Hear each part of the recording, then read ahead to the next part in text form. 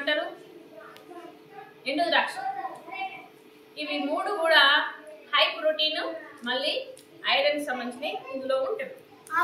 Next మనము పప్పు జాతికి సంబంధించినవి బఠానీలు, బొబ్బేలు, పెసలు, శనగలు, రాజ్మా, తెల్ల శనగలు, ఇవన్నీ కూడా మనకు దేనికి ఉపయోగపడితే ప్రోటీన్లు అందుతాయి. ఏమందుతాయి బేట వీటితోటి? ప్రోటీన్లు. ఇవి ప్రోటీన్లు ఎక్కువగా ఉంటాయి. ఇంకా వీటితో పాటు మినపప్పు, కందిపప్పు, పెసరపప్పు, ఇవి కూడా వీటిలో కూడా ఎక్కువ ప్రోటీన్ ఉంటుంది.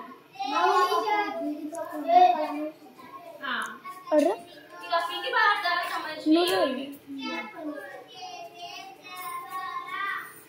చెప్తా ఏంటియో. ఇందులో మిల్లెట్స్ అంటారు వీటిని. మూదలు, అరికెలు, అండు కొర్రలు, రాగులు, కనిపిస్తున్నాయా? రాగులు. వీటితో మీకు రాగి కావాలి చూడండి, ఇది రాగుల పిండితో తయారవుతుంది. ఇది రాగులమ్మా. ఇవి ముత్యాలు కట్టుకుంటారు కదా మన దగ్గర, ఇవి కొర్ర బియ్యం అవి కట్టుకుంటారు చూడండి, ఇవి అన్నట్టు. వీటి మిల్లెట్స్ అంటారు. ఇవి కూడా చెట్లకి కాస్తాయి. ఓకేనా? ఇవి తినడం వల్ల ఎక్కువ ఫైబర్, ఎక్కువ ఖనిజ లవణాలు మనుషులకు అందుతాయి.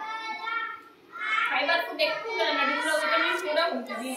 నెక్స్ట్ మక్కలు మీకు తెలుసు కదా, మక్కలలో కూడా ఫైబర్ ఎక్కువ క్వాంటిటీ ఉంటుంది. మేజ్ అంటారు ఇంగ్లీష్లో.